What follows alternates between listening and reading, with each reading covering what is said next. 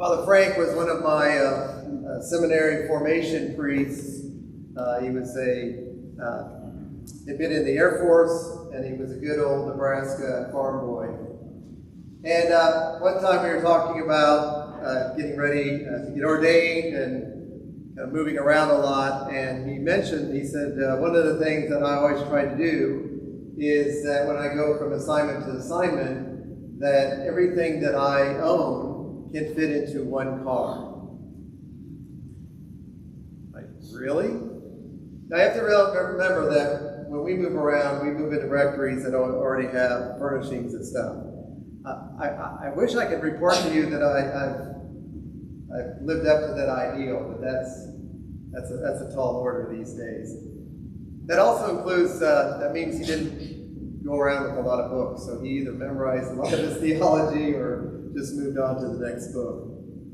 But I always think about that in terms of the gospel today, where this young man had many possessions, and how whether it's wealth or possessions that over time things can accumulate.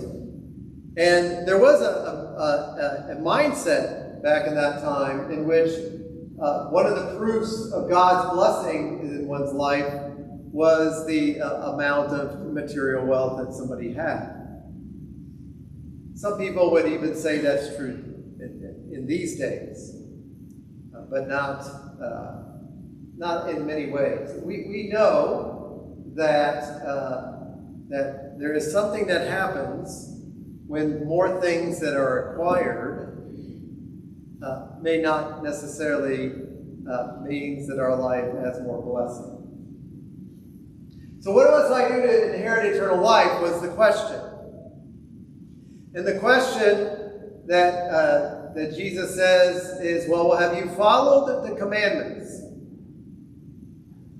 So the 10 Commandments, they are commandments, by the way, not suggestions. The commandments are about being in right relationship with God and right relationship with others. A lot of those relationships are family relationships, if you think through those commandments. If you haven't really looked at those lately, I'd invite you to review those, but do it through the lens of the catechism, because it helps you dive a lot deeper into what's really going on behind each one of those 10 commandments.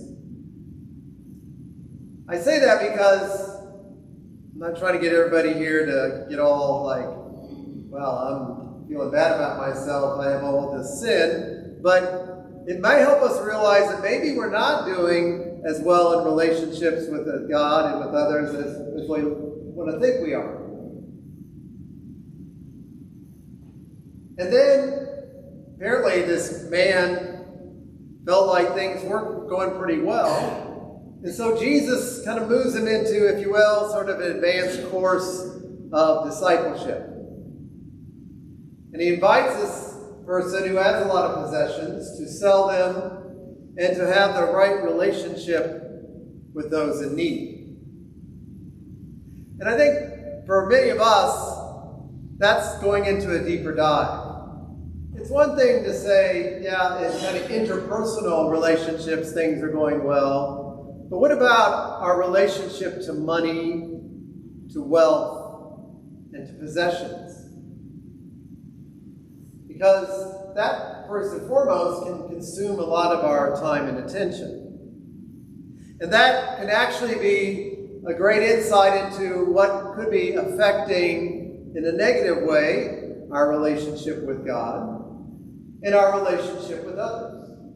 In fact, part of what we always have to be careful of, and was certainly the case in Jesus' time, was that wealth oftentimes came to people who were a small percentage, the truly wealthy in their society, on the backs of the poor. In other words, their wealth came at a great cost to many other people. But what's really the case is the reaction of the man. And this, I think, is most instructive to us about how we assess where sin which is where we're not in right relationships, is really present. The effect of sin was what? The man walked away, he had many possessions, and he walked away sad. Sad. We think of sin so many times as, well, when we do bad things. But I think it might be more helpful for us to think of sin as what makes us sad. And other people. And to be real honest about that, because one of the things that happens is there's a delayed effect. Things come into our life, we do certain actions, any kind of sin, and then later on we're like, why am I not happy? Why am I sad? Why is my life miserable? It's because of sin. Because sadness, in a way, is a reminder that God is not a part of our life. And so, what is the invitation of Jesus to his disciples? Don't be sad. Follow me. Let go of anything that is not putting you in right relationship with me and with others, and that's leaving you sad. And they're like, I don't know if we can do that. That seems impossible. And what Jesus is inviting them to, and us, is what's on the other side if we let go of the things that make our life sad.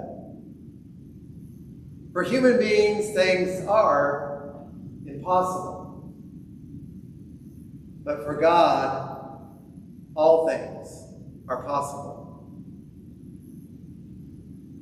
So whatever way we're invited in a deeper way to reflect on what is truly making our lives, our world, a sad place, we can let those go.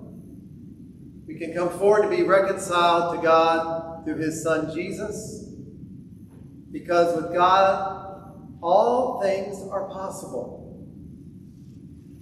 Because on the other side of being sad is having a life